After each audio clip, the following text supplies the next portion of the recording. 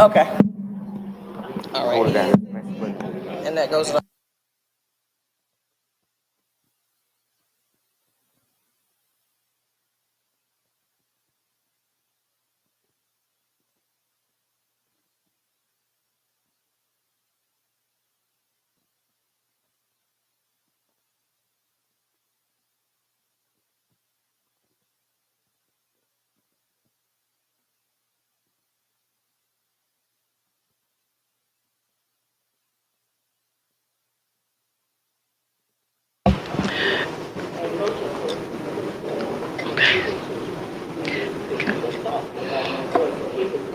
I'm going to ask the pastor for a special prayer for Judge Holmes, just in case her Baptist Bible is rolling a little different, because I don't know. I don't know. I need an expert to say.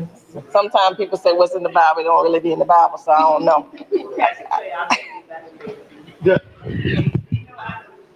We want to thank everyone for coming. Let's get started. We will open up, as we always do in the NAACP, certainly with a word of prayer. We want to certainly welcome and thank the shepherd of this house, Pastor Trey, for opening its doors to the NAACP.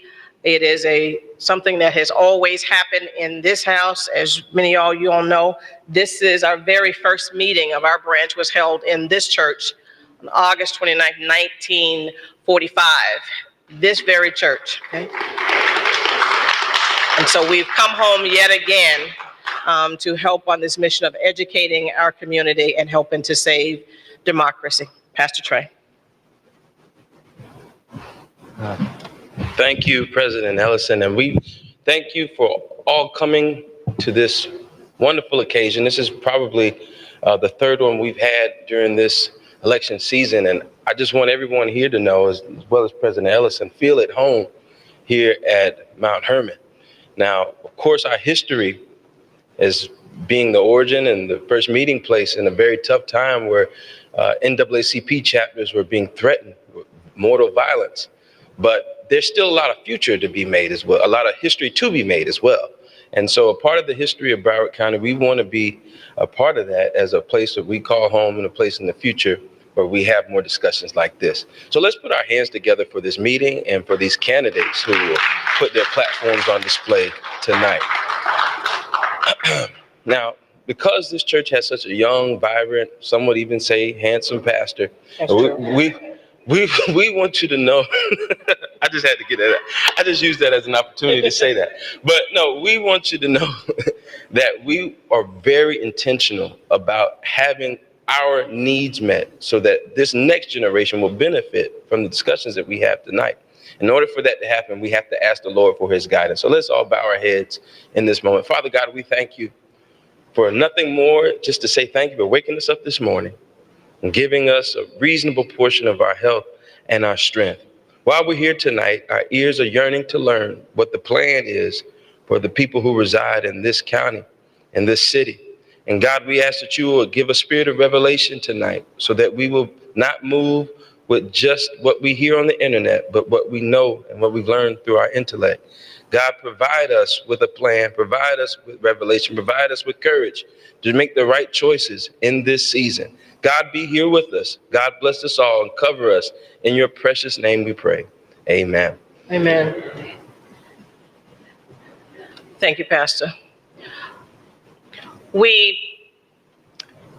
know that there was power in unity.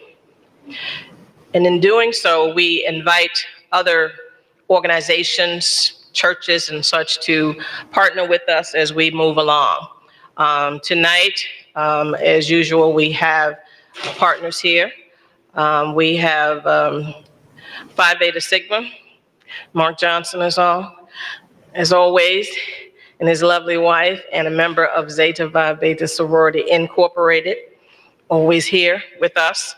Of course, Alpha Kappa Alpha Sorority Incorporated, and I see Delta Sigma Theta Sorority Incorporated here.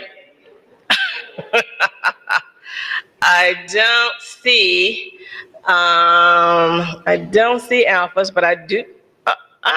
I'm gonna get there. Just hold on.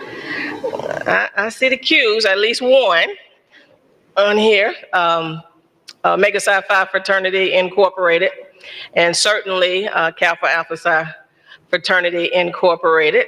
Oh, there's two. There's two. One over there. Okay, I see the O's. I see the O's. And so we are going to just know that when you're talking to us, and there are, I think, Order of Eastern Star also here as well. Masons here as well. So when we talk about people in our community, in our base, just know that we are talking about a wide group of individuals. And let me just tell you, people have been calling our office, texting our office, saying, I don't know these people.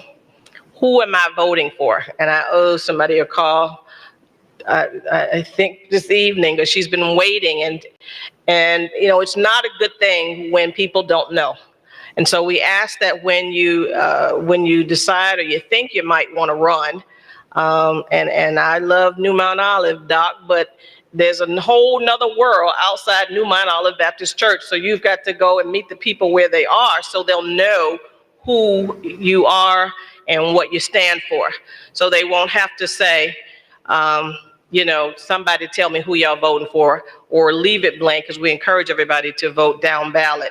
So there's certainly a lack of information, and there's still time to get the information to our folks. So we ask you to just meet them where they are, and don't think that because they're under the tree that they are not eligible and active voter. If you are on Sistrunk Corridor, there are plenty of veterans there who are just hanging out because there's not places for them to go in this community necessarily, but they are voters. And so we ask that you consider that certainly when you come to our community. I want to, first of all, I think the Vice President of Zeta Rho is here. Okay. If you will come and say a few words.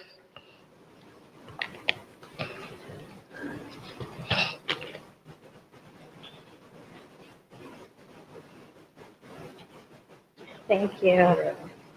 Thank you all. I bring you greetings from Alpha Kappa Alpha Sorority Incorporated, Zeta Rho Omega Chapter. I am Dorinda Washington, the second Vice President. I bring you greetings on behalf of our President, Mrs. Nikki Austin Shipp, who couldn't be here this evening. We are so incredibly proud and thankful to be here this evening. I'm pretty sure we're going to get a wealth of knowledge so that we can make educated decisions. Alpha Kappa Alpha has been, I want to say boots on the ground, I say heels on the ground, for 116 years, since 1908. This has been extremely important to us, political equality. We've been in the community, educating our community, getting them active and igniting their passion for voting. So we are proud to be here, and thank you for the opportunity, and thank you for having this forum.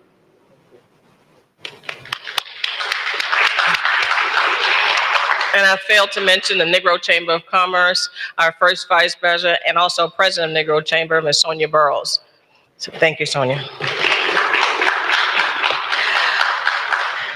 So we're going to start with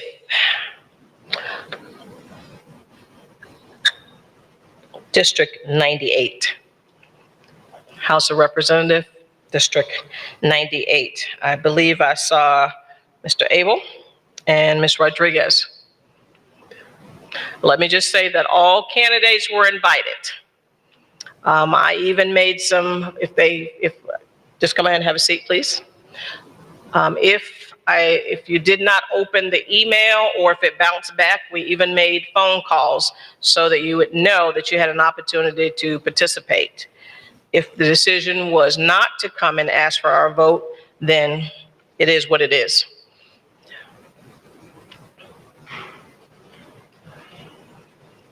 Okay. So we are going to start with a 2-minute opening. Tell us anything you think we need to know about you. Ladies first, Ms. Rodriguez. You press the button and hold it until it turns green, and then you're ready to speak. Press and hold. Testing. Yes, ma'am. Thank you all so much for inviting me to be here tonight. I really appreciate you all doing this and being so involved in the process. My name is Emily Rodriguez, and I'm a Democrat running the District 698. I was born and raised in the district. I lived here my entire life, born and raised in Oakland Park, went to school in Pompano, and I am a survivor of sexual assault, and that was how I really got involved in politics. Victims' rights issues are really important to me. I still don't believe if we go to the police and try to get the help that we need, that we'll be treated with the dignity and care that we deserve. Even if you don't want to go through the reporting process, I still don't believe there's enough resources out there. And so I was in college and I got really involved in public advocacy work, and I started working with other survivors to make a difference at the state level. And upon graduating, I worked with the Florida Senate for State Senator Shepard Jones and got a lot of great experience on a wide range of policy issues that really affect our communities here.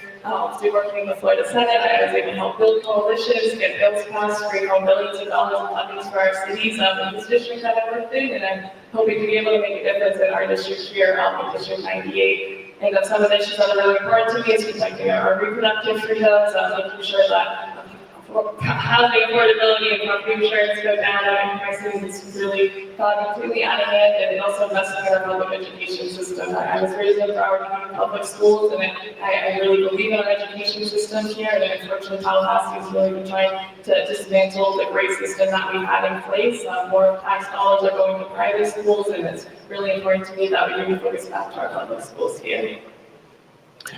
Thank you. Thank you so much. Okay. Mr. Abel. Hello, everyone. I'm Keith Baker, and I'm running for District 98. I am a veteran of 30 years that who have served in Iraq and Desert Storm. Leadership is important to me. Taking care of the people. Why I decided to run? I decided to run because I wanted to be the voice of the people. Boots on the ground, ready to serve. Since I've got out of the United States Army, I've been heavily involved in the democratic system. I decided that, you know what, there was a niche that was missing. And that niche was veterans. No one had been really taking care of our veterans in these caucuses. So now today I will tell you, I am the first president of the Democratic Veteran Caucus. And it makes a difference because we have served and we have laid down our life. And I'm the only candidate that has sacrificed. So you want to know what commitment is? Commitment starts at home, and it starts with me. I have a degree, a master's degree in logistics, another degree in public relations and marketing. I am a person that will be there. And oh yeah, today is an exciting day. We have a running mate for Miss Hannah. That is a command sergeant major, which is in the Army. Restart leadership. That's where I was in that area. Enlisted. So she knows leadership. And I'm telling you right here, I stand for leadership. I'm fighting for quality, affordable housing. So you ask that. I'm not trying to go to Tallahassee just say affordable housing. I'm saying, what do District 98 want? Where is their income? How much is it to get a milk? It was $5 when I went to Walmart.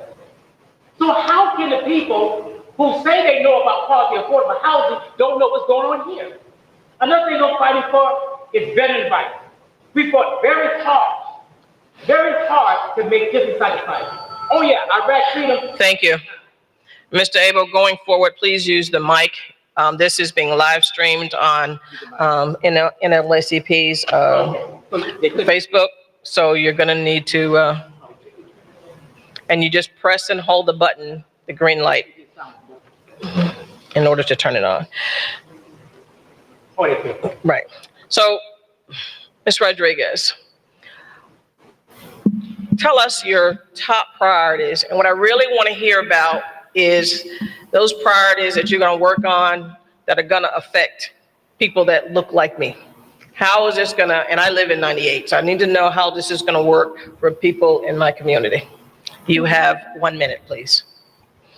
Some of my top priorities for District 19 is one, really investing in our community here as costs go up. I think it's really important that we make sure we give people an opportunity to be able to get long-term financial stability here. As I mentioned before, investing in our public education is a big part of that. It's the children are the future. We need to make sure that we're raising teacher salaries here in Broward, giving more incentives. I talk to teachers who live in our county, work in our county, who have gone to Long Beach County, Miami-Dade County to work because they're telling me that they'll get paid more and that it's better for them. And we need to make sure that we fix that here. We have to make sure we're keeping our teachers here, giving them incentives, making sure we have programs for our students that are preparing them for the workforce. A lot has been changing. We need to make sure that our kids are getting involved early on, because a lot of times by the time they're already in high school, it's too late to just trying to work on college. And we need to plant the seeds early on, do early childhood education. We need to invest in that. We need to make sure we have more after-school programs and things to make sure that our students are on the right path. Thank you. Mr. Abel. Press and hold the green button. Okay, you're all set. Press and hold. Can you hear me now? Yes, sir. Two things. Quality affordable housing. We need to get together and we need to go back to the Naacp and funding. We need to know where our funding is going. A lot of that money that's going in there need to be put back where it's originally for, to help homeowners. We need to have our people, our young people, actually to buy homes, stuff like that. The next thing is women's rights. This is a big thing for me because I always say this. On my mother's deathbed, when she was getting ready, they asked her, "Do you want to go into surgery?" And my brothers, they looked at us. And we said, "No, ask my mother." She was in her right mind, so she could make that decision. And then she made a decision that she wanted to go into surgery. I said, if they would start there, what else would they do? I'm all in for women's rights. Those are two things. Thank you. Thank you. So there is a supermajority for the GOP in Tallahassee. I can tell you that the person who occupies this seat currently gets a lot of calls from the community regarding education and the needs of this community. I can tell you that when there is an issue, I have Dr. Osgood on speed dial. And so when we have an issue, first of all, the communication that she has, I'm using her as an example because it's real. We have an opportunity, we know what's going on weekly. Oftentimes when you have candidates go into Tallahassee and they don't tell us what they're doing, they don't tell us how they voted. Tell me about, number one, your position on where we are on education, be it book banning, be it whitewashing education.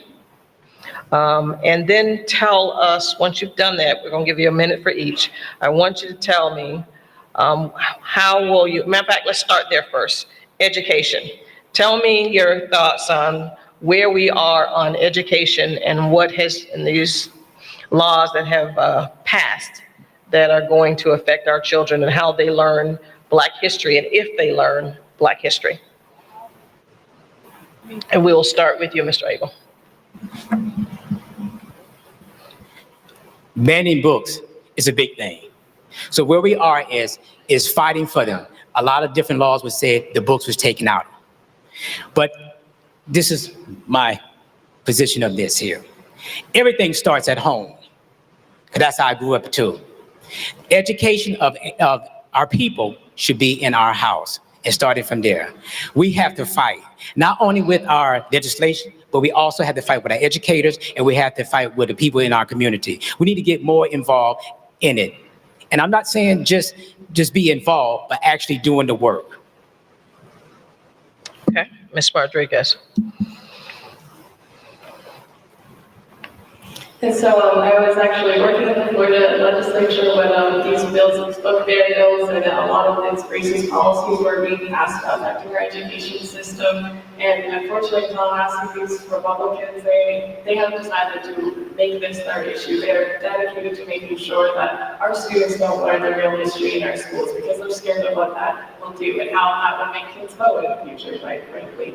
And from what I saw out there, they're very much set on drowning out our voices, and that's how we have strong voices out there who will advocate for our students to make sure the real history is taught. I was out there when the Stop Vote Act was being passed, and what we did is we built coalitions, we invited partners, we let them know about the bill, we had press rallies, press conferences and rallies to try to show the strong opposition against the bill. Unfortunately, it did still pass anyways because of the Republican majority that we had, but we really did everything I can do in the office that I work in to try to make sure that people are aware, whether it's through social media, everything that I want to do, everything I want Thank you. to do is just done.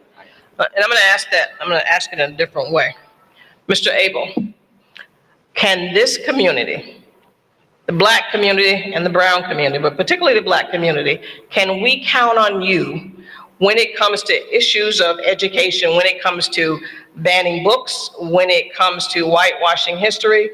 Can we count on you to stand against the majority that's in there to fight for what's right and just for our community when you're in if you're in Tallahassee? Yes, you can count on me. And actually, I've started already. I've actually started going to different homes. I actually started mentoring different youth right now about our education, about what we do, and that we are a powerful people, Black and brown. So yes. Ms. Rodriguez. Yes, you can 100% count on me to advocate for the real history of Black history to be taught in our schools without any of the whitewashing that the Republicans have been doing. They try to claim that it's not racist, but we look at the stats. Over 40% of the books that they ban have racial, talk about racism, rated by Black authors, and they're really trying to claim that it's not about that, but we know the truth, and I will fight to make sure that I don't just advocate on this issue, I want to hold my white colleagues accountable and make sure that they're just as strong as a voice on it. Thank you. Are you familiar with the Promise Program and the school to prison pipeline? So yes, it's Broward County Schools. Started here, spread throughout the nation. However, because of the administration that's in place, it affected us greatly. So are you aware of, tell us what you know or what you're aware of when it comes to the school to prison pipeline in Broward County and how it affects and who it affects in our schools. Ms. Rodriguez. And so, in terms of, I know about the school prison pipeline here in Florida in general is definitely I know they look at how students perform in schools, when they're just in elementary school, and based on their reading scores and how they perform, they decide how many prisons are actually going to build and how many people they will need to house just based on predicting that kids won't be able to succeed based on where they are. That's exactly what we need to make sure that we have programs to invest in these students, where we're able to fight against these policies, because we cannot be having people look at our elementary schools and argue and writing them off, telling us that they don't have a future. We need to make sure that, as I said, we invest in our public education system. And a lot of that is not just helping our students, it's helping our families. From when I worked in the youth department at Central Florida Urban Youth Throughout College, the biggest thing was trying to make sure we help get the families involved too and give them the support they need as well, because it's not just about the students, it's about how we help them to succeed. And that is how you make sure that a student makes it to college and is able to graduate and have that long-term stability. Thank you. Mr. Abel, go to prison pipeline and how it affects students here in Broward County. I'm very much understanding of the Promise Program. Excellent, excellent. Because it means well to me, because I have nieces and nephews. And if something happens to them, oh, it was a mistake. I don't want something like that to be on their records, to affect them to where when they have opportunities, when they turn 18 years old or something like that, where they actually can't get a job or actually they be stereotyped. So what I'm looking at is, and when I was out there at the school board, and it was talking and debating about these issues and stuff, and I'm saying this is very poor, that this system here needs to be protected, because you got schools in other areas that is protected their kids, and they have second opportunities, so we should too. Okay. So, Project 2025. This is a nonpartisan forum. All the partners are all nonpartisan, but we ain't blind. And so it's going to be a collaborative effort to make sure that Project 2025, and of course, usually the current administration will follow through or begin some of the similar work. So should you be, hopefully you're somewhat familiar with Project 2025. And tell me how, if any parts of it are implemented, how do you think that will affect education or any other part of our lives here in Broward County? I think Ms. Rodriguez, you went second last time. You go ahead. Go ahead. Yes. So it's a Project 2025, but it is quite lengthy. There's a lot of terrible policies in it, quite frankly. One of them in particular is who's attacking our reproductive freedoms and really trying to make it impossible for women to get the reproductive health care they need. They even go as far as trying to make it harder for women to get birth control and contraceptives with Project 2025. And we don't want us to get contraceptives, we don't want us to have abortion here. And they're really just asking our women to be forced to give birth to these kids. And that's just one terrible policy that's in it, just on reproductive rights alone. And I know that District 98 families, they cannot go fly to another state if it's even allowed in other states after this to get the care that they need. They deserve care right here in Broward County. They should not have to travel anywhere for it. They should not have to leave Florida for it. And then some of the other issues that are in Project 2025, a lot of divisive policies about the way that we teach things in our schools. They want to completely whitewash our curriculums. As we've seen in Florida, that is already happening here. And I would say as a representative, I'll make sure that we try to get any implementation of this and hopefully. Thank you. Thank you. Mr. Abel. They say Project 2025. I say it's Project 2024. It's happening now. A lot of stuff that's going on now is just hidden. That is just the roadway now to show you what it is. As far as education, we need funding. A lot of our schools, especially in District 98, does not have the funding. The other day I went there to Markham School and I looked at the podium that they're actually putting our young people in. I look at where all the stuff going on in the schools, and we need help and we need funding. So therefore, even taking our education of who we are as Black and brown, that's why we done started. So everybody, it's an old song that says, wake up everybody. It's started already. So we have to start it now.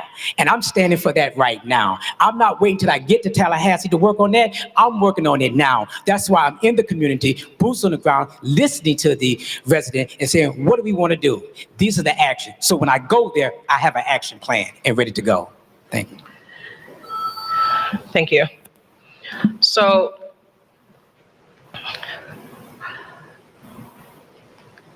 for the 1 minute closing, I want you to tell us, please, you get elected, you get to Tallahassee. We're talking to you when session starts and we tell you what our priorities are. How will the communication be between your office and our community? What would be the best way to do that? Or do you think that we should have limited access to your office? I think you started first last time, Mr. Abel. First of all, when I get elected, I'm not waiting till I go to Tallahassee to find that out. I'm going to each community centers. I'm going to start having town hall meetings. This is the way of communication that we'll do with. We'll have the internet. We'll also have different meetings where we talk to different leaders, like right now. I'm not waiting. I'm boots on the ground and I'm ready to go. Let's do this. I'm going forward, and that's where I look at it, that the communications will be all over. There's no reason in today's society and technology that you cannot be ready to go. I'll be accessible on my phone, and I'll be ready to go. I'm not waiting. Thank you. Thank you, Ms. Rodriguez. Testing. So I want to make sure that our office is as accessible as we can make it to be for our constituents. From working in the Florida Senate, I saw how important it is to make sure that our constituents can access you. It's the difference between whether someone gets evicted, gets their food stamps, and a family eats. It's so important that people know how to contact your office. They know how your office can help. I want to make sure, whether it's through social media and the newspapers, we want to make sure that people know how to get to our office. And another big barrier that I saw when I worked in the Florida Senate was it was very difficult for some folks to get to our office. They didn't have transportation. So something that I really want to do differently with my office is create a program where we can help constituents who don't have the transportation they need to find a way to bring them into our office. Because when I was legislative aide, I would drive to constituents myself to pick them up and drop them off, because a lot of times they don't have a computer at home to be able to print out the documents they need for an agency. And that's where we come in, and we need to be completely hands-on and go above and beyond to make sure we reach folks. They should know who we are. It should not be hard for folks to find us. We need to be meeting them where they're at. Thank you. And in closing, why should I vote for you? I live in your district. Tell me something, me and my neighbors, your constituents, why should we vote for you as opposed to your opponent? I think we started with you, Ms. Rodriguez, initially. We will start with Mr. Abel and end with you. Abel's a good name. It was her. Well, I'm very strategic in what I do. With the military background, I understand what it is. I understand what it is to be in touch with people. I understand what it is to have a diverse group. And like I always say, that we fought for everyone: Black, white, Asian, Puerto Rican, straight, and gay. And I definitely will fight for veterans. I will fight for women, and I will fight for seniors and quality affordable housing. I am Keith Abel. I will be your next state representative for District 98. Thank you. And Ms. Rodriguez. I was born and raised in the district. I lived here my entire life. I know this community very well, and I'm the only candidate who has Tallahassee experience, who has actually gotten bills passed, who has brought home millions of dollars of funding for our cities. The Republicans up there do not make it easy for us, and they do not give any type of handbook. So you really need someone who has that kind of experience to be able to work the ins and outs of Tallahassee, who knows how to bring coalitions together and really get things done and bills passed.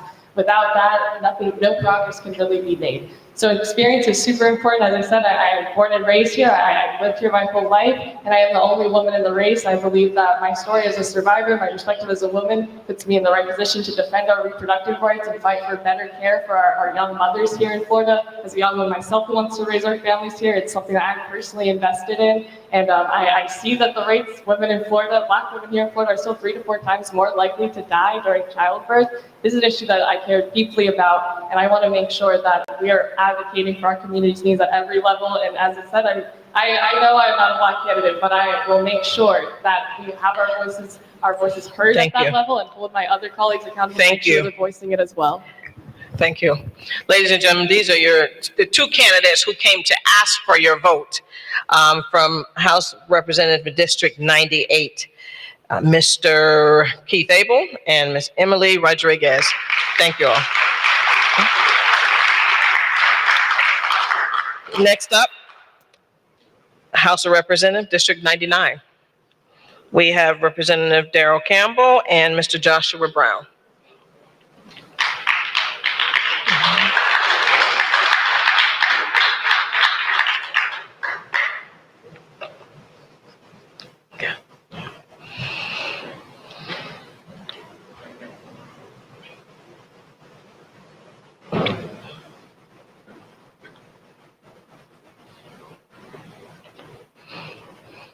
Okay, we're going to ask that you give a 1 minute or 2 minute opening statement.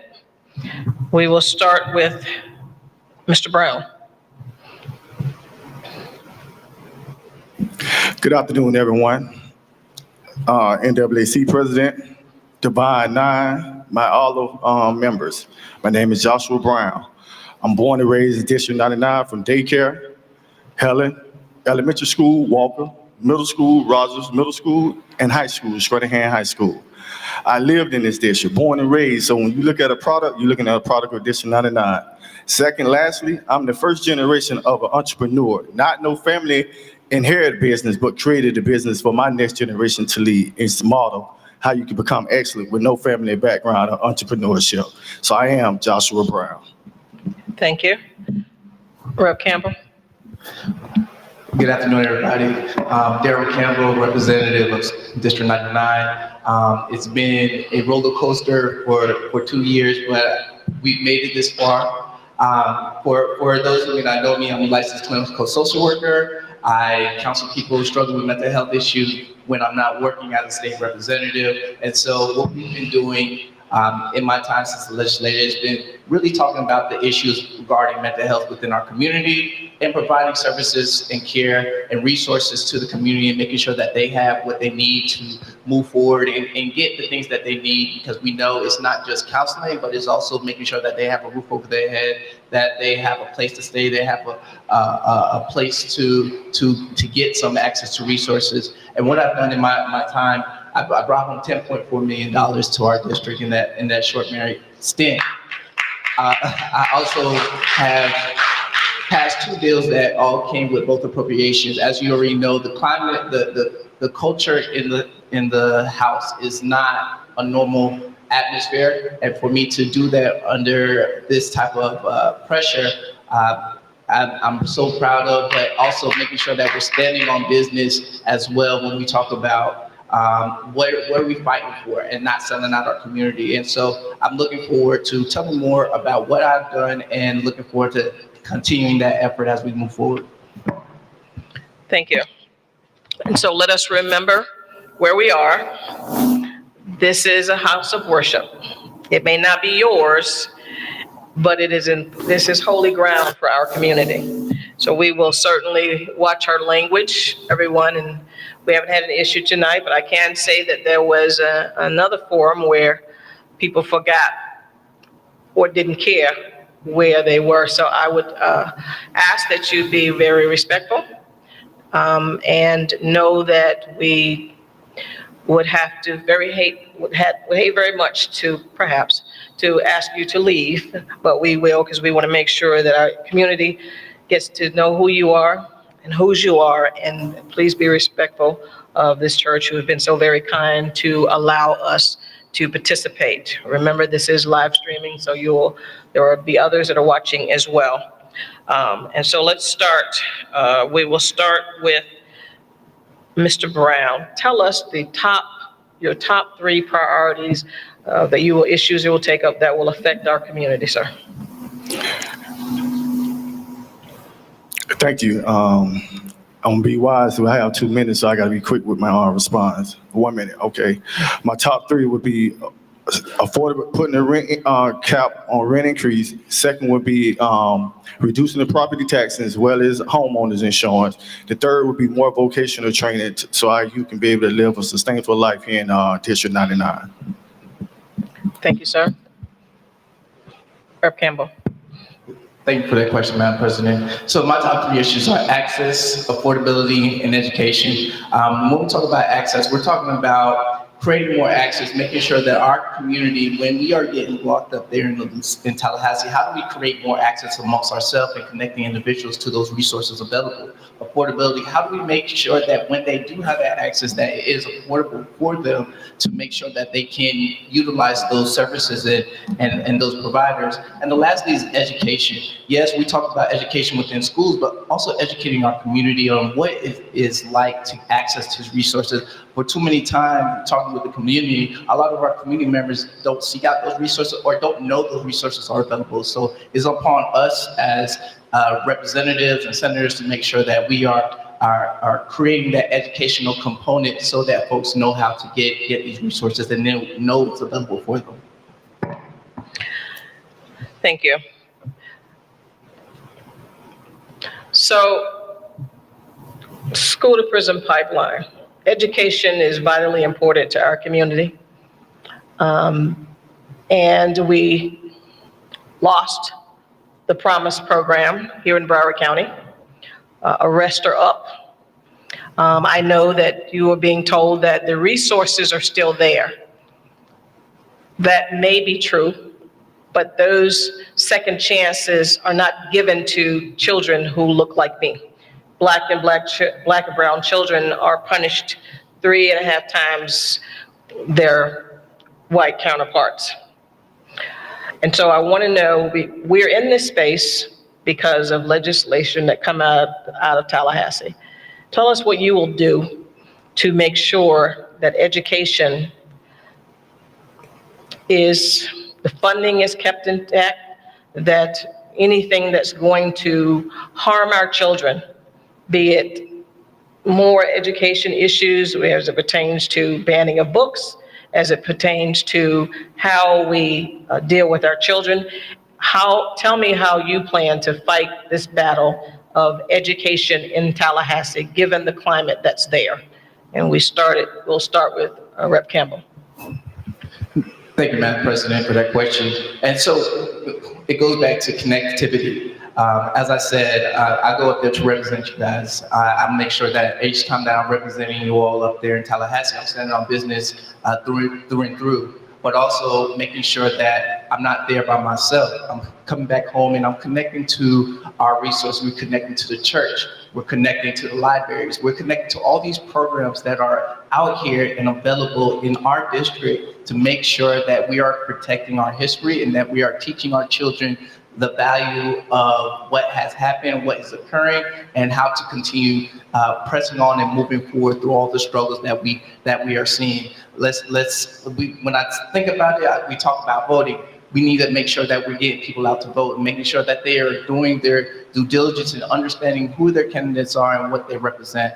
And also making sure that what does the future look like for our kids and educating them on that and what's available and out there as that. Mr. Brown.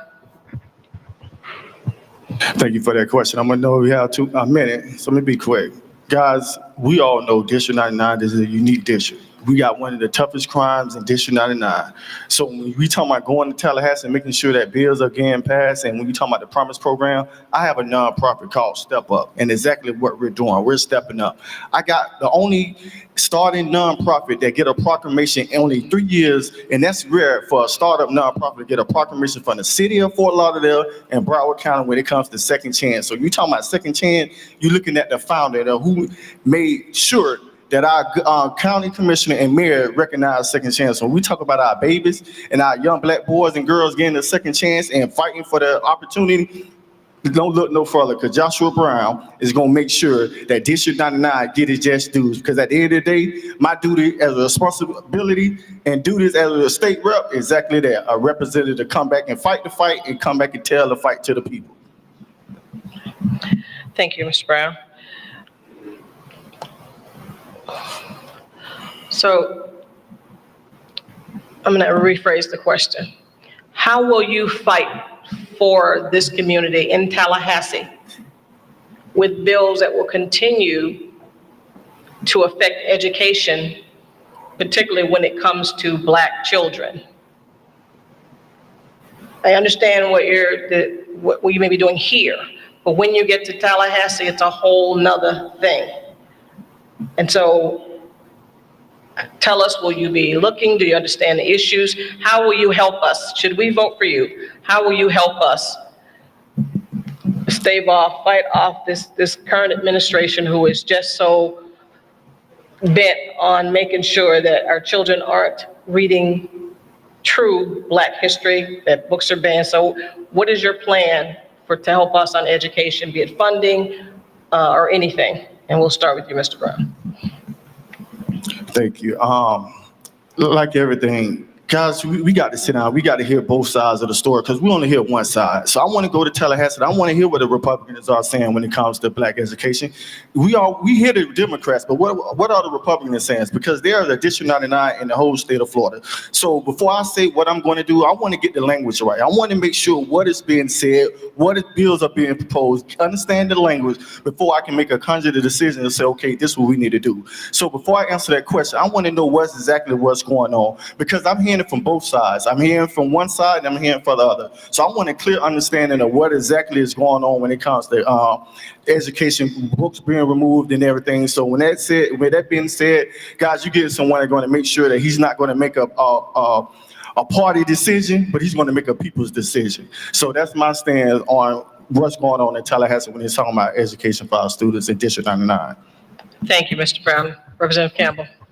Thank you for that question, Madam President. And so I'm going to continue doing what I've been doing, making sure that they see my face. If anybody know anything about the legislature, I'm the first Black man with locks in the legislature, and I represent my community. When they look at me, they see my community. And so every time I step into their office, every time that I meet with them, I'm telling them my perspective. I'm telling them what the community is talking about. And on top of that, I have to go one step further. Not only am I working for my community, but I also got to work to help other communities as far as getting people in the office elected that are going to vote on those same particular issues. While I have to focus on our district, I'm only one of 120 members in the state house, and my vote only counts for one. And so as we get those numbers, fight in our off season and fighting to get good people in those seats that are aligned with our issues, then we will see those changes that we need to see. But until then, I'm going to continue to fight, I'm going to stand on business, I'm going to continue to work for our Thank you. Mr. Brown, there was a bill that passed this last session that dealt with citizens being able to film police. It moved us back quite a distance from the 25 feet or so to at least twice that, which is, there's a big difference between filming the police from 25 feet than film it from 50 feet. So tell me, if you were in office, what would you have your position? Because there were a lot of different kind of votes for a lot of different reasons. And that's just one element. Based on that, and there's a lot of uncertainty about it, but just on that fact alone, how do you think you would have voted, or what would your discussion have been in defense or in support of that bill? Wow, great question. Guys, like I said, I'm mutual.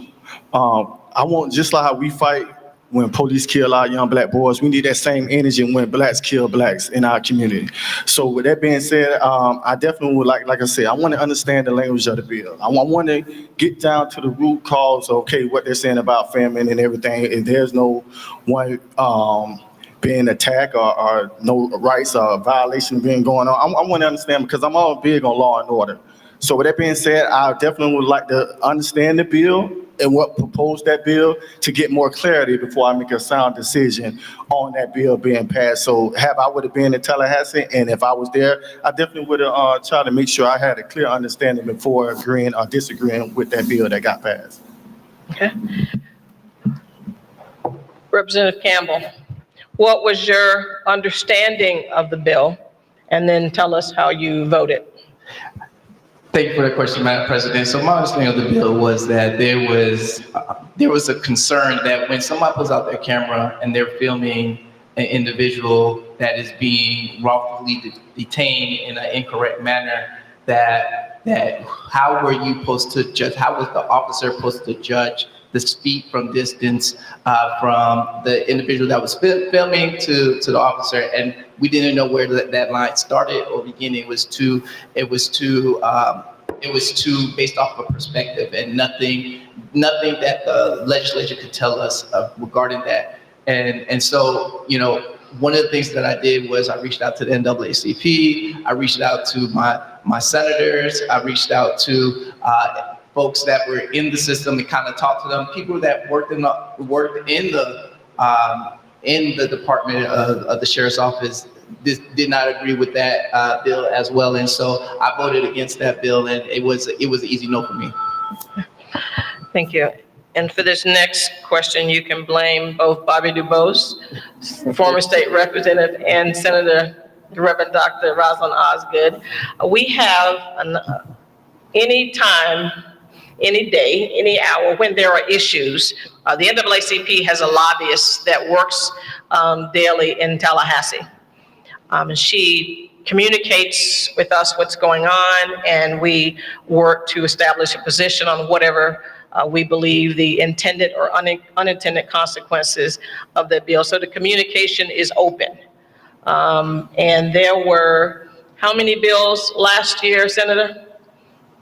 So the 3,000 that was filed is about 337 million. So 3,000 that was filed and 300 plus that made it through. And so there are times when we have to be able to talk to our representative, and they then get their staff to drill down, and we talk about and figure out how this is going to adversely affect, or if it will help us in any way to really understand. So tell us about what the communication will look like once you're reelected or you're elected, and we'll start with Mr. Brown. Thank you. The same way I came in boots on the ground, talking to the homeowner president, talking to the small grassroots organization, the true backbones of the community. We're going to come together. The same way I went in, the same way I'm coming out. The same way I'm going to be transparent. I'm going to let them know what's going on. We're going to come together. We're going to put our minds together. We're going to come together and think and create a positive plan that we can implement to be able to go back to implement. So my office would be like it is with my nonprofit. It's open door policy. You come and you talk to me. I'm in the community. I know the community, so I know who actually does the work. It's not the big organization that does everything. No, it's the small grassroots organization that does the work in the community. And so I'm going to connect with my grassroots organization, my homeowners resident, as well as my local and city, county commissioners and mayors to make sure that we got a constant and solid plan where we're going back to Tallahassee to address any issues. No, I'm saying to be able to contact me, we're going to work as a collective group to get the jobs done. Open book. Rep. Campbell. Thank you, Madam President. So what I've been doing is, first off, of course, I'm a lifetime member of the NAACP, so I constantly have access. As I tell you, I talk with the NAACP. You have my both cell phones and my emails and personal emails and all that to contact me for any type of issue. I'm ready and available for anything that's happening in Tallahassee, and we're ready to organize as it relates to our community down here as well. At the same time, me and the senator are one in lockstep in understanding our community and making sure that we're talking amongst ourselves when we're in the Tallahassee, making sure that we're on the same page of what that looks like for our community, but in the House and the Senate. And then on top of that, I'm in group chats with the HOAs, the civic associations within the community. And so anytime that they're putting on issues and having concerns in those group chats, sometimes when I'm on the floor, I get a chance to hop into those group chats and let them know, hey, I'm reading that bill as we speak. And so that's how I plan to keep my communication with y'all. So I hope I heard that everyone will have an opportunity to speak to their representative. I hope I heard that Bobby, when the Qs call, or Mark, when the Sigmas call, or when my daughter calls, who got an issue with healthcare, that we will be able to, all of us will get an answer. And I'm sure that whoever your staff is very nice. I just don't know them. I know Julie from another life, but I don't know who works in Senator Osgood's office because I never called them. So, and I'm not the only one. I'm saying I from experience, but all of us can reach out. So I hope that will continue, that line of communication will continue. No matter who is the winner here. What is your understanding of Project 2025? And so we have to fight this on the local level, state, national, all hands on deck. So what is your understanding is, and what do you think you'll be able to do from your office? Because even we know that this current administration likes to mimic what they do at the White House, or what they do and what they did in the previous administration of the White House. So tell me what you see your job is from the representative space that you're in. Mr. Campbell, Representative Campbell. Thank you, Madam President. So, Project 25 has been a litmus test in here in Florida. As you can see, they've been trying things and putting things out and actually getting them through. We have been fighting that day in and day out, educating the community. Some of the bills that end up passing that are bad before they were bad, they were horrendous prior to they get to the finish line. And we've had to organize. We had to let the community know. We had to let the Divine Nine know. We had to let folks know what is happening up here so that they can begin rolling back on some of these things that are really affecting our issues. And so we just got to continue to fight, y'all. This is not just because you vote today or August 20th or when the president gets into office, it ends there. We need to continue to work and continue to supporting each other all across the state and organizing and letting our voices be heard as we continue to fight and get good people in office. Thank you. Mr. Brown? Thank you. Same thing like I've been telling you guys before. I want to understand. I want to get clarification of this bill because we know everybody got a hidden agenda. So I want to get clarification of Project 25. And when it comes to educating our people, guys, everyone is not a divine nine. Everyone may not go to the two big churches, all of the Mount Bethel. But we need to be able to go and reach our audience where they're at the pause. It's all about educating. We got to educate our young black families, our youth, so they can make a sound decision on when they hear bills like this and not being persuaded by media, but understand what's going on, they can make a clear, conscious decision. So when it comes to Project 25, like everything else, I want to get the clear understanding of what's being proposed, what of our plan of action, and what we're going to do, and what's the other opposite agenda that they have, because everyone has an agenda. So at the end of the day, it's all about educating and reaching the people that's not able to come and be reached. Thank you. Rep. Campbell? Did you answer? Yeah. Okay. All right, so 1 minute. I think we started with Mr. Brown. We'll start with you, Rep. Campbell. Your closing, tell us anything why should we vote for you? You got a lot of constituents in here.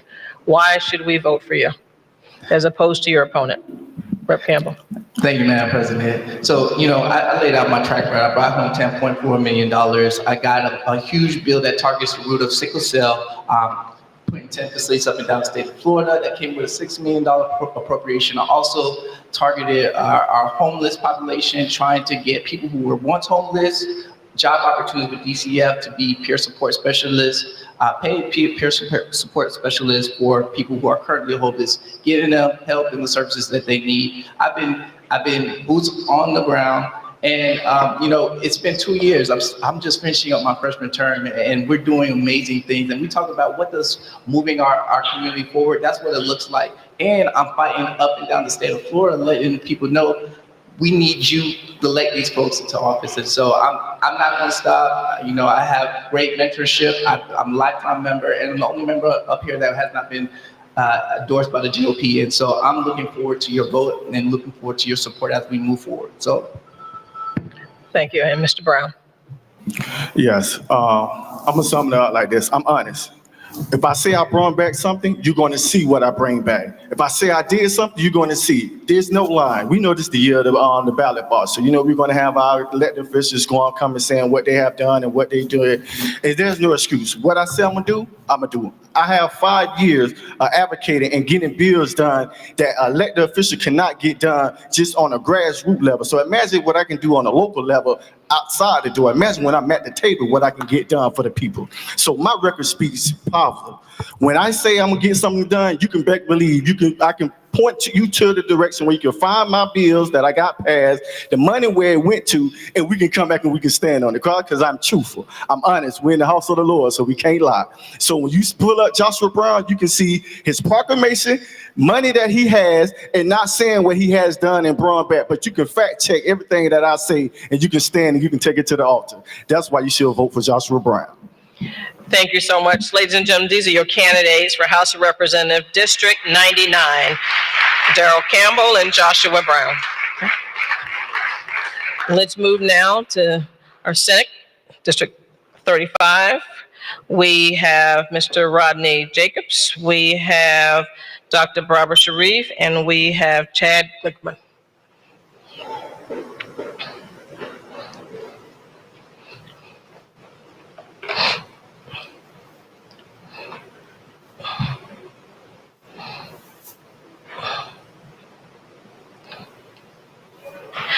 And might I recommend that if you go to Uh, Senator Osgood has a cheat sheet for those individuals who have not read or begun to read about Project 2025.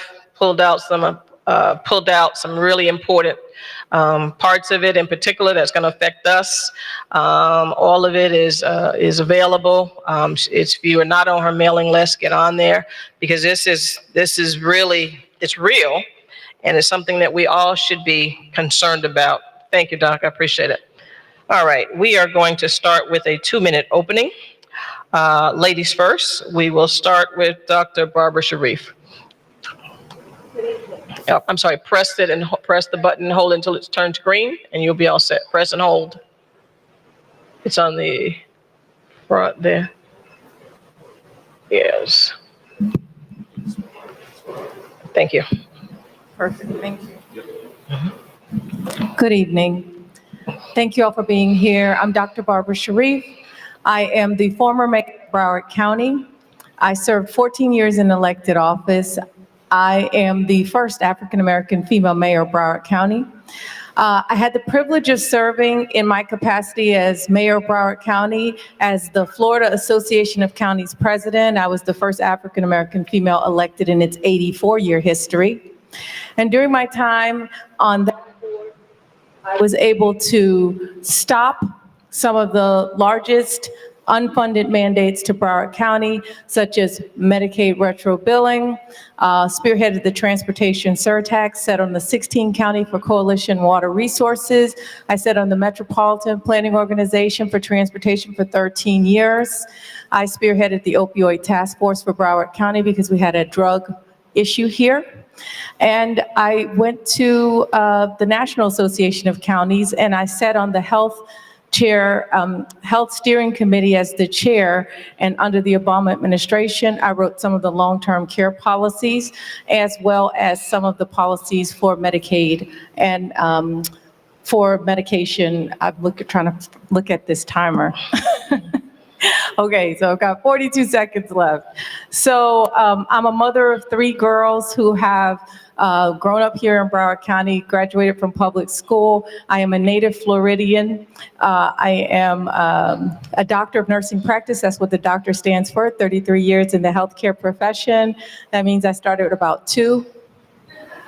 Okay, see, they laughed. My kids say I'm not funny, so since you laughed, I think I need to record that. But it's a great honor and privilege to be here, so thank you. Thank you. Mr. Glickman. Thank you for the opportunity. I'm Chad Klitzman, born and raised in Senate District 35, the proud product of public schools in Senate District 35. I have been active in this community since before I could even vote. When I was in high school, I was the president of Kids Voting Broward, the countywide voting initiative for young people. I served as the student ambassador to the Broward League of Cities, and I have done things along my personal and professional journeys to set myself up for an opportunity just like this one, because public service has always been my passion. I went on to college at the University of Pennsylvania. I graduated with honors from Columbia Law School. I served in the Obama White House back in 2014 and in 2015 in a logistical capacity, putting together events for the president and for the first lady. Spent some time at the Federal Aviation Administration, Federal Highway Administration. I've worked as an attorney over the last 6 years, but some of you might remember that back in 2020, I ran for supervisor of elections here in Broward County. That was a countywide race. I fell short, unfortunately, by 0.3% in a recount, but I spent 1 year of my life studying election administration and voting rights. That is the thing that I have been most passionate about since high school. That is the work that I've been doing in this community for literally my entire life, and that is the work that is most important to me as we now move into to this Senate race. I jumped into this race towards the end of October because this community, this state, has become far less affordable, far less inclusive. And I firmly believe that if we are to usher this state into the future, we have to elect the future. I'm proud to have the greatest number of endorsements from current and former members of the legislature. The Sun Sentinel endorsed me as the best choice in this race with the most detailed policy ideas.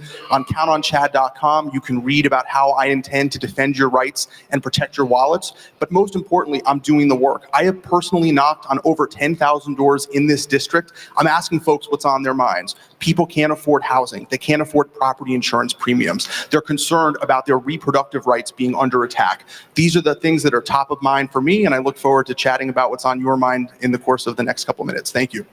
Thank you. Mr. Jacobs. Good evening, everyone. My name is Rodney Jacobs. Each and every day, I'm asked a simple question of, hey, Rodney, why are you running? And it comes down to the fact of, I got sick and tired of being sick and tired. Far too often, each and every day, as I go to my office as the executive director of the Civilian Oversight Investigation Panel at the City of Miami, where we try to hold police officers accountable, we would get laws, much like the one you mentioned about standing 25 feet back from police officers, or House Bill 601, and we ask ourselves, who was asking for that? That pushed me into this race, understanding that our needs weren't getting met by the people in Tallahassee. And I felt like I had a different set of needs and perspectives in order to accomplish those tasks. With my law degree and my 2 master's degrees, one in public health and one in public administration, I understand government and healthcare through policies in ways that other candidates do not. More so, I've had 10 years experience in the military. I'm a captain, company commander, where I lead a company of over 140 soldiers each and every day through special operations and civilian affairs and military government work. I understand that throughout my whole life, or at least throughout my whole adult life, I have worked in the public interest because this is what interests me. Not only do I try to do my best to hold police officers accountable and whittle back and weaken bills that look to do less of that, I've been able to do the work that I have in the military in large part because I care about the interests of the people. So for me, the question was always very simple. If not me, then who? If not now, then when? And I threw my hat into this race because I understand that if I can fight for this country, I can fight against the people in Tallahassee that are looking to take away our rights. So since September, or right after Labor Day, I jumped into this race, not only for my family and my 2 young boys who I'm raising in this district, but also to fight for each and every one of you, people that look like me and act like me, talk like me, and walk like me. Because I understand these issues because I live these issues. And so I'm put in a position right now to effectuate the change where it matters the most. So I hope over the course of this period in time, you can check out my website at jacobsforsenate.com and also look at my strategies and how I'm going to push Florida forward. Thank you.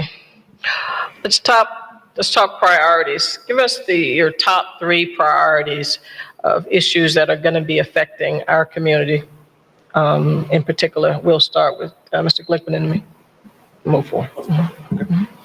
So number 1 is the cost of housing. It's incentivizing more affordable housing development in our community and getting the property insurance crisis under control. Every single day, I meet teachers, police officers, firefighters who are no longer able to live in the communities that they serve.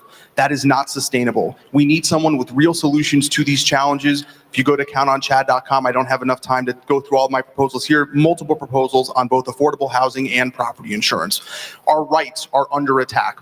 Reproductive freedom is under attack. We all need to vote for Amendment 4 this coming November, and voting rights are under attack. We need to do whatever we can to make voting as accessible as possible. They are throwing as many roadblocks as they can in Tallahassee right now to make it more difficult for you to cast a ballot, and that is unacceptable. So top 3 priorities: property insurance and affordable housing, reproductive rights, and doing whatever we can to protect your right to vote and expand access to the ballot. Thank you. Thank you. Mr. Jacobs. For me, my 3 main issues are education that promotes prosperity, what I'm calling dinner table economics, or economics that affects you in your home, like property insurance, putting food on the table, ensuring that your lights and utilities bills stay reasonable and responsible, and then also environmental protection. To unpack these very quickly, obviously education is a big one. I have 2 boys, a 2-year-old and a 6-month-old. So education hits me right at home each and every day. And for far too long, especially right now in Broward County, when we're using public dollars to fund private education, we're bolstering the school to prison pipeline, banning books, and a whole host of other just important things. We need to ensure that we're making policy that promotes educational prosperity and allowing people to come up through education to prove their life circumstance. Obviously, property insurance is really big. We had a whole session about insurance. It did nothing to reduce the amount of reinsurance that we're doing for homeowners, and also environmental protection. We can't live in South Florida if we can't breathe the air or if we're being flooded out. So we have to ensure that we're doing our best to push back against regulation reforms. Thank you. Dr. Sharif. Ready. Okay, so the first issue has always been affordability in our district. Young people can't afford to buy houses like we were able to buy houses and working extra jobs and saving our money. That's Florida has become so unaffordable. And it's not just a matter of property insurance that's making Florida unaffordable. It's the fact that we don't have enough affordable housing. And as a Broward County Commissioner and Mayor, I supported public-private partnerships to build affordable housing. The second issue that we have here is healthcare access. We have an aging population in Broward County, and there is not enough healthcare access. And what we have to do is we have to advocate as state senators to have our voters approve Medicaid expansion. Medicaid expansion is not just for young families, but is also for seniors. There's a portion of Medicaid expansion that covers long-term care, which is the thing that our seniors need most. When Medicare can't cover respite care and care for Alzheimer's, we have to do that. Thank you. And so those are my priorities. Thank you. So it's important that the community is able to have a communication with your office. I must admit that communication is non-existent for our community as we sit. And so how will you, if elected, change that line of communication so that all communities will be able to contact you? As I was saying earlier, I'm sure that the staff of the 98 and then Dr. Osgood's office, I'm sure they're very nice. I just don't know who they are, because when we have an issue, either our lobbyists or in the NAACP, state, national, local, wherever we're able to get on have a conversation about the issue that's affecting. So how will you, or do you think there needs to be a change in communication in the office that you're seeking? And we'll start with Dr. Sharif. We'll start with you this time.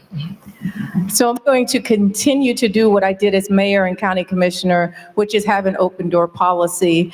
Look, I don't have to say what I'm going to do. You can look at my record and know what I've been doing.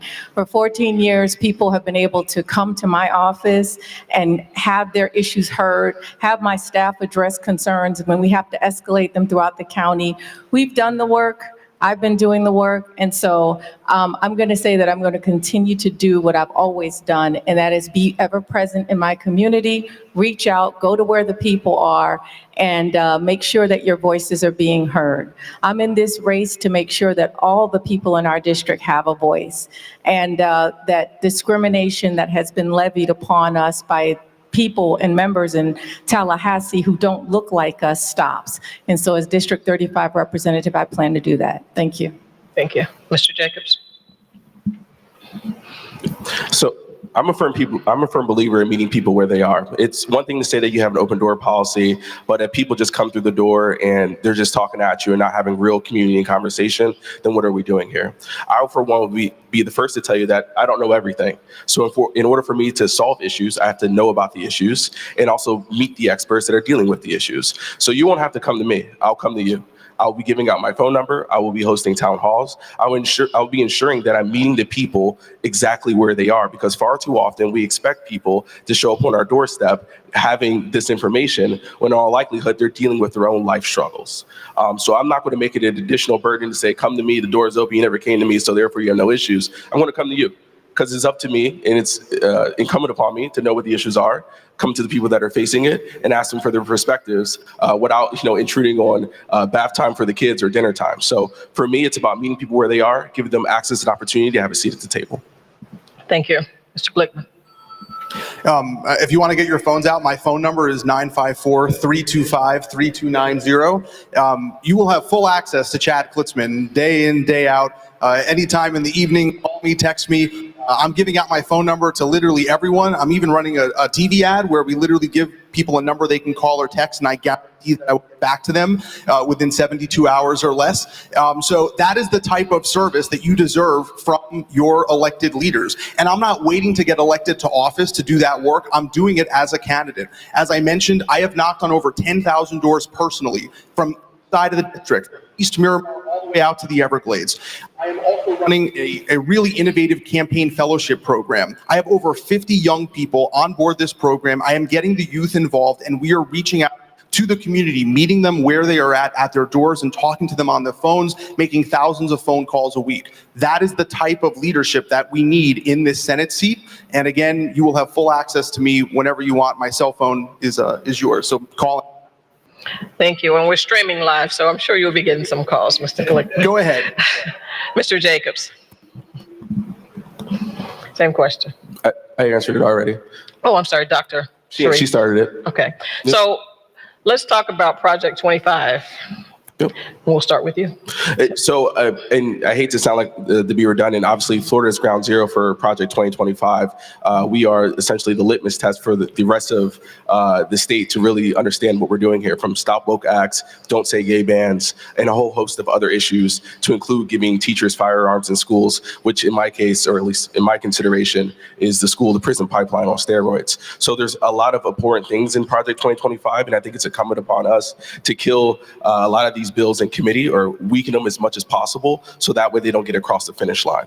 Far too often, we're not showing up in these spaces to really do the real legislative work, to do it proactively and not retroactively, to organize effectively, to see these issues on the front end, and instead of trying to extinguish them on the back end. So with me, you are getting a candidate that understands policy from the intent and not having to wait for the disparate impact of the law. So for me, Project 2025 is obviously something that is foreseen. As long as we get ahead of it and keep fighting back for it, you will always get a fighter in me. Mr. Glickman. So it's absolutely critical that Kamala Harris gets elected to the presidency this November. With respect to the work that previously occurred during the last Trump administration, right? We have seen that they follow through on their campaign promises. A lot of folks didn't think it was possible to overturn Roe v. Wade, and it happened. And if you've read through some of the stuff in those Project 2025 documents, it's really, really scary stuff. And a lot of that stuff has already been implemented, in part at least, in the state of Florida. One of the reasons that I'm so motivated to run for the seat, and why I believe that I'm best suited for this role, is because we need experienced lawyers in hearing to ask questions to folks who are going to be proposing this legislation to set up litigation later on. With respect to Don't Say Gay, with respect to the Stop Woke Act, key parts of that legislation have been overturned in the courts because of what was established in committee hearings. So you need experienced attorneys in these roles asking intelligent questions that can lead to stuff getting overturned afterwards. Thank you. Thank you. Dr. Sharif. So you don't need an experienced attorney or anybody else to tell you that Project 25 is bad for our children. If they eliminate Title I, they're going to hurt our teachers. They're going to hurt our public school funding. They're going to destroy public education. That's first. Number two, immigration is going to be under attack. We already have people here waiting to be processed and get in legally and have their social security numbers and their driver's license and be able to work and contribute to our community. Project 2025 plans to destroy that and deport people that are in the waiting, and some people who have even come here legally and who have been born here will have their birthrights taken away and be deported. Number three, Project 2025 will take all of our governmental entities and consolidate them and put them up underneath the president's office, which is the worst problem that we could ever have, because there are checks and balances in place for a reason. These governmental entities are separate for a reason. Project 2025 is bad. Thank you. And speaking of the 44 pages in Project 2025 regarding education, where we are now is quite bad. This legislature just decided that they are going to take our public school certified teachers out of the detention center and put their teachers in, which means, number one, they're going to spend too much time doing busy work, and the dollars will no longer go to the public schools because they do pay teachers or the district money to receive for those children that are in custody there. So tell me about what you plan to do, or how you plan to work to improve public education funding, any policies that you will work to change, to adjust any of those things where, because we are in big trouble when it comes to public education and making sure that our children have a high quality public education. We'll start with you where we ended, Dr. Sharif. So first of all, let me just say, I've been endorsed by the Broward Teachers Union and the Florida Education Association because I have been a staunch advocate to make sure that our teachers get higher pay. Secondly, I think our public schools need to be funded at 100%, and we need to give the support to our local governments to make sure that that happens. When public school education is underfunded, we put our children in our Black and brown communities at a disadvantage. If we are ever going to allow our children to catch up, as a state senator, we must support policies that fully fund public education, stop our voucher money from going to private schools, and allow our families who are working class families, who are Black and brown, who send their kids to public schools to thrive and increase our educational quality. That's what I'm going to do. Thank you. Mr. Glickman. So I'm the proud product of a Broward County public school education. I know how valuable a public school education can be, and everything that I have in my life, I credit to that incredible public school education that I got right here in Broward County. So of course, I support fully funding our public schools. We need to do whatever we can to increase teacher pay, not only to increase someone's likelihood to go into the profession, but also to ensure that we can retain the teachers that are currently here. Because one issue that we have is that a lot of folks are leaving the profession, not just because the pay isn't high enough, but also because of all the bureaucratic nonsense that they have to deal with in light of the laws coming out of Tallahassee. When I was in college, I was involved with an organization called Pen for Youth Debate, which went into West Philadelphia schools in partnership with an organization called Naacp. They funded things like debate, drama, different extracurricular activities that had an incredible impact in terms of mitigating the school to prison pipeline, doing whatever we can to fund extracurricular activities, vocational education, alternatives to college, all things that would be great things. Thank you. Okay. Mr. Jacobs. So obviously, I'm a strong supporter for public schools. I don't think my comments are going to deviate too much from what Barbara and Chad have already said. What I will say is that I'm obviously a benefactor of public schools going through 12 before I graduated high school because my dad was in the military. So I've seen public schools throughout the nation. But what I guess comes to my mind is I'm going to be sending two of my Black boys to public school. And so for me, it's about the criminalization that the state is doing to our kids in schools that gives me concern. From regular behavioral issues that are now seeing kids being arrested at the age of 7, or to kids not being able to get free or reduced lunch because they're hungry. And we all know that if someone is hungry, they can't learn. So I will be pushing back against the criminalization of our students in schools through SROs and other police organizations, but also ensuring that obviously our schools are funded, that we're not using public dollars for private benefit, and obviously ensuring that the kids that do show up to school get an education, they get fed, and are able to learn. So let's discuss the school to prison pipeline. Hopefully you've heard of Promise and you are familiar with how it affects children, and we'll speak particularly in Broward County. What are your thoughts when it comes to the school to prison pipeline? And we'll start with you, Mr. Glickman. Yeah. Yes. Good? Okay. Yeah, listen, as I said in my previous answer, this is something that, I have seen firsthand, how initiatives that, give folks opportunities to enrich the learning that they're getting in the classroom can be incredibly helpful at mitigating what's going on with respect to the school to prison pipeline. The numbers are incredibly concerning, and we need to do whatever we can to keep our kids out of whether it's juvenile detention or later in prison. So programs that I would support, whether it's in the realm of vocational training, increased access to extracurricular opportunities, all of these things statistically proven to decrease the likelihood that someone would end up in a situation where they would end up in the school to prison pipeline. So those are the sorts of specific initiatives that I would support. As a member of the legislature, as we've all discussed, public education is under attack. We need to make sure that our schools have as much funding as possible. They can support these sorts of initiatives and also address underlying mental health things that could be addressed before they become problems. Mr. Jacobs.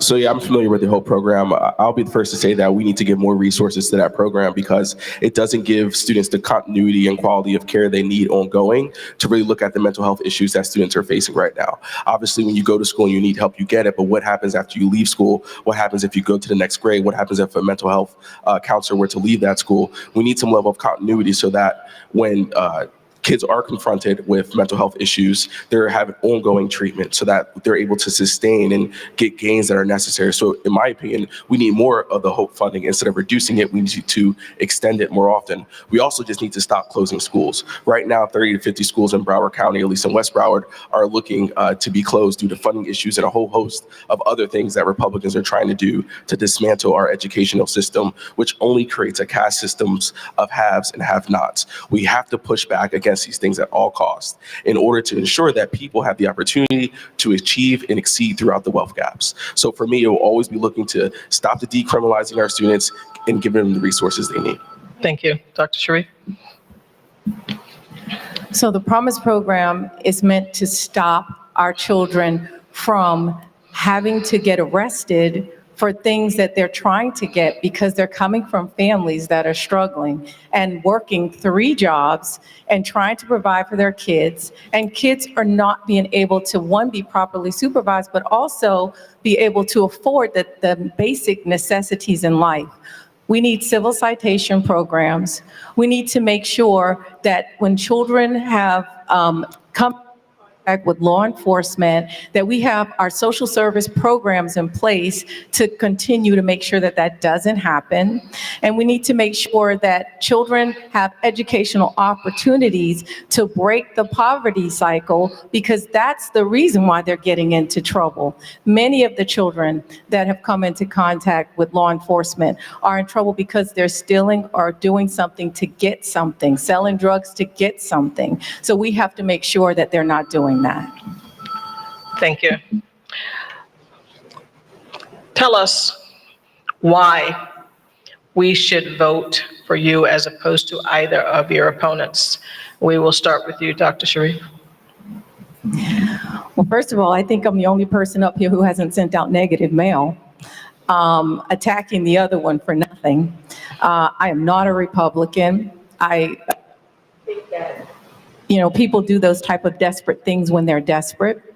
I want to say that I've had a 14-year career of public service, as well as a 33-year career as a professional doctor of nursing practice. I have 6 college degrees, and I'm running for state senate, not student body president, but I was the student body vice president of my high school, but that's not really relevant at this point in time. I want to take my experience as a business owner of a multi-million-dollar company with over 600 employees, as a 2-time mayor of Broward County, as the Florida Association of Counties president, as the chair of the National Health Association of Counties Healthcare Steering Committee, as a person who's a mother of children who's attended public education here in Broward County. I care about this community. That's why you should choose me. Experience. Thank you. Mr. Jacobs. So for me, you should vote for me first and foremost because I'm a fighter. I'm the only one in this race that has been able to stand up against Ron DeSantis and bring back a tangible win, and that was pushing back HB 601 to ensure that it did not eradicate police oversight for a whole state. I've been able to go to Tallahassee over the course of my 10-year career in police oversight and accountability and bring back wins for policing organizations and police accountability. Barbara was right when she said I was desperate, because I am desperate. I'm desperate for justice. I'm desperate for community. I'm desperate for people like us that have these issues. And if the people that were elected were doing the work that was necessary, I wouldn't be in this race. I got into this race because I'm desperate of being sick and tired of being sick and tired of seeing legislation that is not impacting the people that need issues solved the most. With me, you're getting a fighter. Each and every day, I will go up to Tallahassee to ensure that we stand up for the things that matter the most, because the promises that America has promised us are not being kept. Thank you, Mr. Glickman. This is the community that I was raised in. This is the community that I want to raise a family in.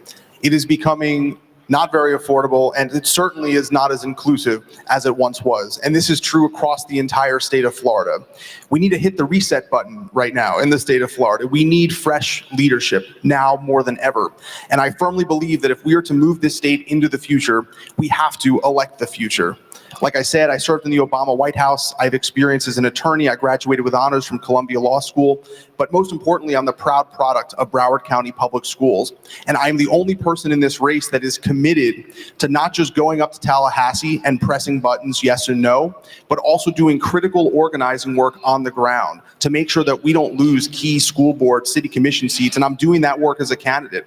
I have over 50 young people on board my campaign. This isn't just about me. It's about bringing other young people into the fold and along for the ride. Because again, if we are to usher the state into the future, we have to elect the future. You can learn more at countonchad.com. Thank you. And before you all move, Dr. Osgood, just bring your little cheat sheet. Give us just 5 minutes on this Project 25. This is oh so important for all of us. This is real. It's not a myth. It is something that we have to use every breath in our bodies to make sure that we fight for on this anniversary of the signing of the Civil Rights Act of 1965. Doc. Thank you, Madam President, and thank you to all of you brave individuals that have offered yourself for public service. It's not an easy feat, but it is exciting to see individuals taking the opportunity. And as we continue to talk about Project 2025, it's almost 1,000 pages, so many people are not going to have the time and the due diligence to read it. I'm kind of nerdy like that, so I've read most of it. And I can just say that our Project 2024 needs to make sure that Project 2025 is stopped. A lot of the policies have already started to be implemented. I gave you a front and back of just some snapshots. I'll just pull out a few things. When we see public policy that looks to cut funding for Medicaid, that directly impacts poor people in our community and the elderly. And what impacts one of us impacts all of us. So when people don't have health care, then they go to the emergency room for everything, and we continue to pay a larger tax to provide those medical services. It also looks to make sure that going forward we have dirty water and dirty air. It pulls back all of the provisions that's been put in place for climate change. If you're a person that needs prescription drugs, particularly medicine for diabetes, it would take the cap off of that $35 cap, and those providers would be able to charge you what they want to provide you. Anytime you hear the government talk about tax cuts and giving tax breaks to the wealthy, that simply means that we all of us that are not in that category pay more. I always understand that every time there's a tax cut, the money is taken from somewhere.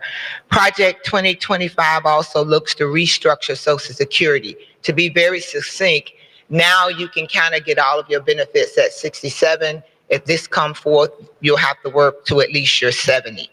When it comes to education, I could just go off a deep end about the horrific things that will happen in education, from the fact that parents will choose principals for schools, school districts that get rid of tenured teachers will be incentivized, Title I funding for low-income students will go to the state, and we'll get to decide at the state whether we even want to participate in federal programs or not. And we can just take the money and do stuff like we do now, like give Carnival Cruise Line bigger tax breaks instead of funding our school system. This is a very, very serious policy, and we all could do something about it. When you have government making this type of overreach, it is just unconscionable. We have a democracy, we have a system in place that keeps checks and balances. So anytime any branch of government is looking for more power and more authority, what that's actually doing is minimizing your voice and your voting power.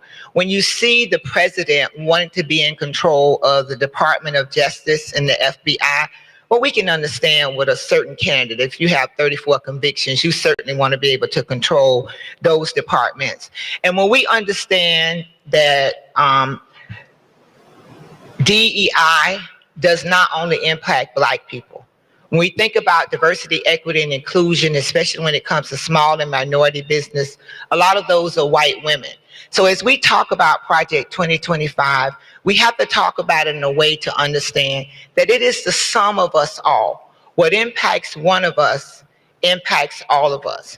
And I am going to continue to educate. Hopefully you've been seeing my post on social media, my talks. I'm just committed to educating the community and staying focused on the issues so that we don't have to react, so that we can proactively vote and use our voice. And I will tell you, I've been doing a lot of relational voting contact, working with Faith in Florida in the NAACP.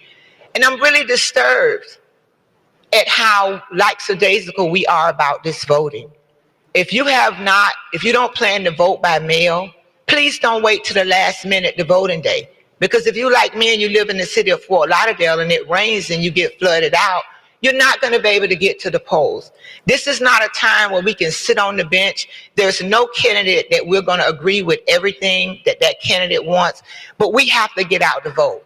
And I am proud to wear this voting pin with this nice pink and green thing on the inside of it at this moment and this time, because I never could imagine in my lifetime that we would have an opportunity where we would actually have access and an opportunity for a woman of color to even be considered as president of these United States of America.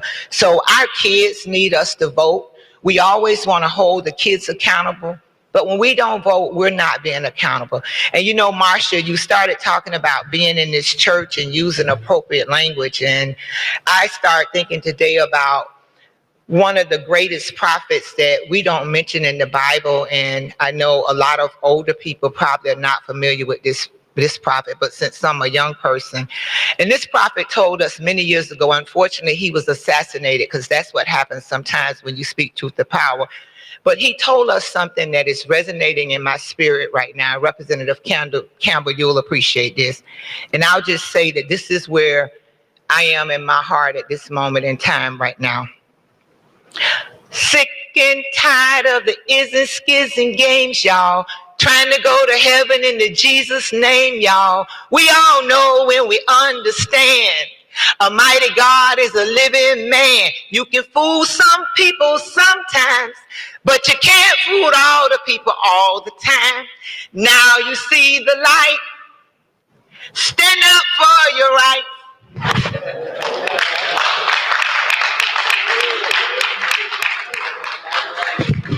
And Pastor Trey, as you come forth, I want to make sure that we all know that it's time to vote.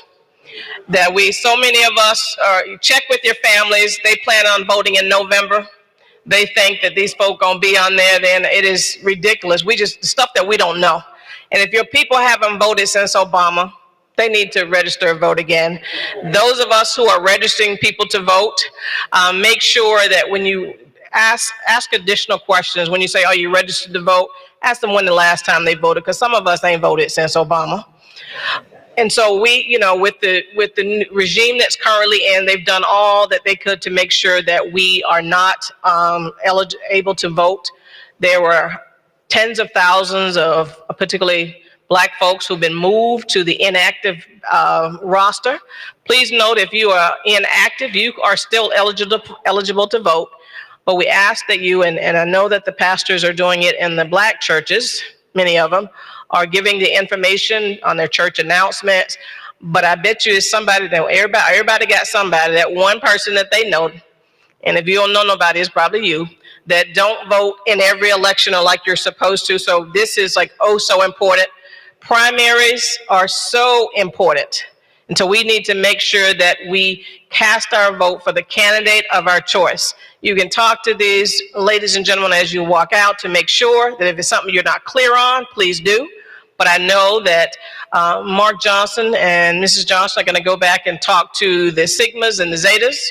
I know that judges, the candidate, Woody, is going to talk to the Qs. I know that Campbell and the other Noop that's over there is going to be up in there talking to, certainly talk to, I know that you all have already gotten your marching orders. I know that the Alphas and the AKAs and the Deltas, I know for a fact, have already gotten their marching orders to make sure that we are eligible, that we make sure that we're eligible to vote, and that we cast our ballot for the candidate of our choice. But we talk a lot about the general. We need you to go and vote in the primary. The judges, all but maybe one or two of them, are on the ballot now, and so we need you to vote now. Tell your folk that they need to vote now. Now, if they call our office, I can't tell anybody, and I would not insult you by telling you who to vote for. However, if you ask me what my personal choice was, and I'm speaking as myself, I would be able to do that based on what you have done or what you have not done in the community. The NAACP supports diversity on the bench, and I know that the other partner organizations are as well. These people are about a lot of things here in Broward County, and so we want to make sure that we support diversity on the bench, and we support certainly voting. You know, we didn't go and vote in 2018, and we lost control of the Florida Supreme Court. We let previous president get in, we lost control of the U.S. Supreme Court. We're not getting black judges appointed here in Broward County and throughout the Florida unless you are a Federalist. If you want to stop it, if you're really sick and tired, then let's make sure that we go and cast the ballot for the candidate of our choice. Make sure that you know who these people are.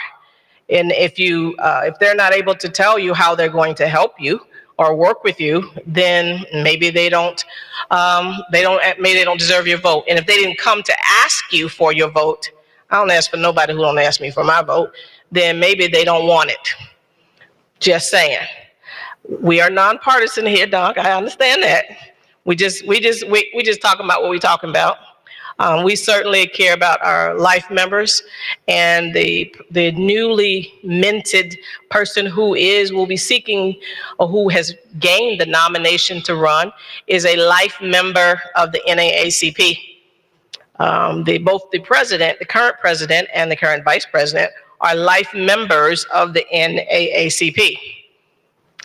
Membership has its privileges, Pastor Trey, just saying, just talking about what we're talking about. And with that, if you have not joined the NAACP, please make sure that you do that. You can reach us at our office on Sistrunk, very easy to reach on our website, nacpftlbroward.com. We have a reception for the superintendent that's happening on the 8th at Old Dillard Museum. I can tell you that it's already started for the brother that's in there who is more than qualified, who is about all of the people that are in this community, certainly the children and the families, but it's already started. And so we got to make sure that he has a base that will be willing to stand with him as he continues to do the business to make sure all of our children are educated and receive a free, high-quality education here in Broward County. School system, Dr. Hepburn is for real. He hasn't forgotten growing up in Belle Glades. He is the real deal. And so we owe him an opportunity to be successful, and he has more than earned our support in the short time that he has been here. I can assure you that if you ever believe anything I say, believe that, because we've had a number of meetings, and he is certainly about the business of all of the community, including the black and the brown ones. And so with that, if you will close us out, Pastor Trey, and we want to thank you again for you're always opening your doors.